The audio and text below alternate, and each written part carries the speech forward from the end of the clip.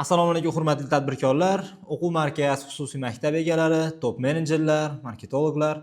Bu video orqali Andijondagi, aniqrog'i Asakadagi hali ochilmagan o'quv markaziga qanaqa qilib reklamni byudjetsiz, umuman pul sarflamasdan 500 dan ortiq lid olib kelganligimizni qadamma-qadam ketma-ketliklarini tushuntirib bermoqchiman. Xudo xohlasa videoni ko'rib, siz ham o'zingiz biznesingizga qo'llash orqali o'quv markazingizga yoki xususiy maktabingizga bepulga yetarlicha lidlar olib kelib olishingiz mumkin bo'ladi. Ismim Hikmatullo, 3,5 yildan beri Andijondagi bizneslarga SMM marketing uslubi ko'rsatish bilan shug'ullanaman. Bundan tashqari 1,5 yildan beri SMM bo'yicha shogirdlar ham chiqarganman. O'zim xizmat ko'rsatgan bizneslar orasida ham, undan tashqari shogirdlarim ishlayotgan loyihalar orasida ham o'quv markazlari talaygini.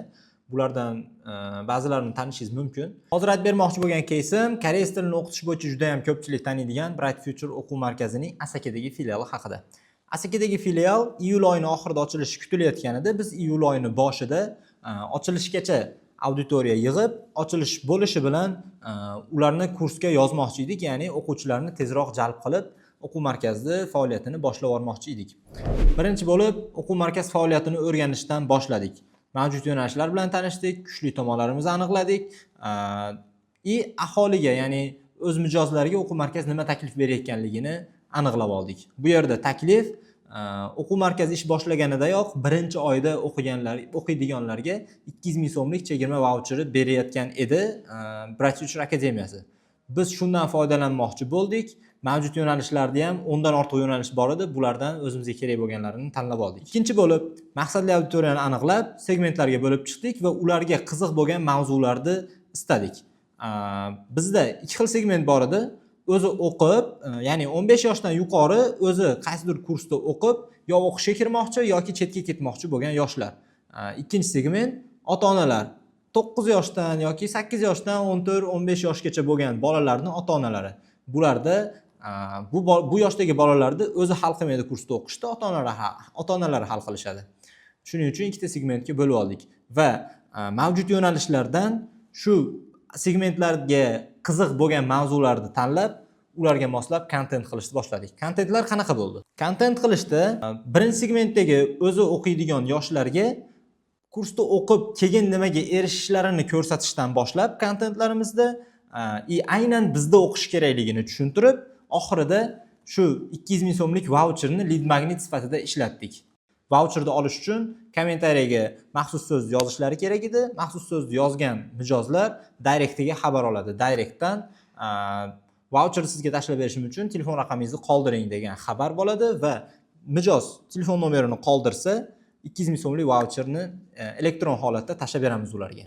Ukam, agar sen Amerikada o'qisang, butun dunyoni tanigan diplomga ega bo'lasan. Keyin sen har xil millatdagi do'stlaringdan paydo bo'ladi. Agar xohlasang, asakalik tanishlarim bor. Ancha-muncha passajga borishadi seni.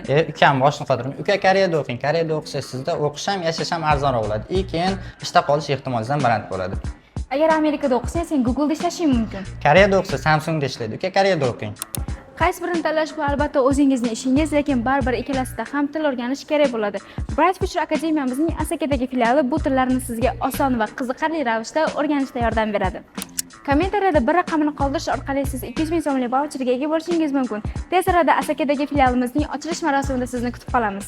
Ikkinchi segmentga ham xuddi shunaqa asakalik ota-onalarda nima qiziq? Masalan, asakalik yoshlar hozir bo'sh vaqtini qayerda o'tkazayotganligi, shunga o'xshash mavzularda kontent tayyorladik va bu kontentlarda oxirida ham tez kunda Asakada bizning o'quv markazimiz ochiladi va bizda shu yo'nalishlarda ta'lim olishlari mumkin yoshlar. Agar farzandingni shunga o'qitmoqchi bo'lsang, kommentariyada maxsus so'zni qoldir. Maxsus so'zni qoldirsangiz, biz sizga birinchi oy uchun 200 ming so'mlik vaucher beramiz degan xabarni berganmiz. Ya'ni har bitta kontentimiz ham ma'lumot beruvchi, ham qiziqtiruvchi, bularning hammasini oxirida 200 ming so'mlik vaucherni olish uchun call to action berganmiz. Asakalik yoshlar ko'p vaqtlarini qayerlarda o'tkazishyapti? Hozir buni asakaliklarning o'zlaridan so'rab ko'ramiz. Hozirgi paytda asakalik yoshlar vaqtini qayerda o'tkazadi? Ko'chada. Farzandingiz bo'sh vaqtini qayerda o'tkazadi? Mana globusda PlayStation'da o'tkazishadi. Hunarlarda o'tkazilyapti. Ola farzandingiz bo'sh vaqtini qayerda o'tkazyapti hozir? Kursda. Bog'larda Ko'proq ishda bo'lsa kerak. Asakalik yoshlar vaqtini ko'proq qayerda o'tkazadi? globusda. Hozircha javoblar shunaqa, lekin tez orada Bright Future akademiyasida degan variant ham bu javoblar orasida paydo bo'ladi. Chunki Bright Future hamma bilgan Asakadagi Korzinkaning 2-qavatida tez orada ish faoliyatini boshlaydi. Akademiyamizda o'nlab yo'nalishlar bo'yicha tajribali ustozlar tomonidan darslar tashkil qilinadi.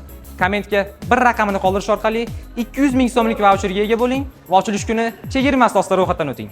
Telegram kanalimga ssilka berib qo'yaman pastda. Videolarni ko'rib olsanglar bo'ladi, Telegram kanaliga joylab qo'yaman.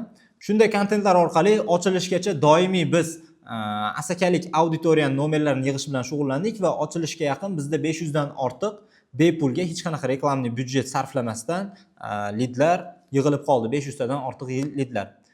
Reklamli byudjet qanaqa sarflanibdi? $12 chatbot instrumenti uchun saytga to'lov qilganmiz. Ya'ni shu kommentariyaga ключевой so'zni qoldirgan odamga voucher tashib berishimiz uchun chatbot ulaganmiz. Chatbotni $12 ga to'lov qilganmiz. Hali tugamadi. Bu 500 ta lid bilan tugab qolmadi. Ochilishdan bir hafta o'tib o'quv markazida 300 dan ortiq o'quvchi o'qishni boshlagan edi. Bu qanday bo'ldi? Ochilishdan 2 kun avval yig'ilgan lidlarga qo'ng'iroq qilib, ochilishga taklif qildik va ochilish kuni shu sendagi voucher orqali kursga yozilishing mumkin degan xabarni operatorlarimiz berishgan va ochilish kuni juda ham odam ko'p bo'lishiga shu bilan turtki qo'shilgan, turtki berilgan. Bir haftaning ichida 300 tadan ortiq o'quvchi akademiyada o'qiyotgan bo'lgan. Bu haqida kontent joylangan edi. Buni ham ssilkasini men Telegram kanaliga tashlab qo'yaman. Pastdagi havola orqali o'tib ko'rib olsanglar bo'ladi. Qanaqa kontentlardan foydalanganimizni shundan ko'rib olishinglar mumkin. Bu strategiya Bright Future'ning o'sha paytdagi holati, imkoniyatlardan kelib chiqib juda ham mos tushgan. Lekin aynan siz ham chegirma berishingiz shart degani emas. Agar imkoniyatingiz bo'lsa, bu strategiya sizga to'g'ri keladigan bo'lsa, albatta sinab ko'ring. Bo'lmasa, o'quv markaziga o'quvchini jalb qilish uchun uslublar ko'p. VSL strukturasidan foydalansa bo'ladi. Cross marketing qilish mumkin, ya'ni oshiqcha reklamaga pul sarflamasdan event marketingdan foydalanish mumkin yoki SMM'ni o'zi bilan, targetni o'zi bilan, balkim influence marketingdan foydalanib ham yetarlicha lidlarni jalb qilish mumkin va sodiq o'quvchilarni ko'paytirish mumkin. Hozir men tushuntirgan struktura agar biznesingizga tushsa, o'quv markazingizga tushsa, undan foydalaning va o'quvchilarni ko'paytiring. Agar bu unchalik mos kelmaydigan bo'lsa yoki qanaqa instrumentlardan yana foydalansam bo'ladi degan savollar tug'iladigan bo'lsa, pastda opisiyaga havola qoldiraman, konsultatsiyaga ro'yxatdan o'tishingiz mumkin va men siz bilan xudo xohlasa bepul o'tirib, aynan sizni o'quv markazingiz faoliyatini o'rganib chiqib turib, siz uchun mos keladigan strategiyani tuzishga yordam beraman. Bepul konsultatsiya va strategiyadan foydalanish uchun sizni o'quv markazingiz yoki xususiy maktabingiz Andijon viloyatida bo'lishi kerak va iloji bo'lsa Andijon shaharda. Chunki hozirda komandamiz boshqa viloyatlarda ish ko'rsatmaydi, faoliyat ko'rsatmaydi. Videoni oxirigacha ko'rganingiz uchun rahmat. Qanaqadir savollar bo'ladigan bo'lsa, kommentariy bo'limi ochiq.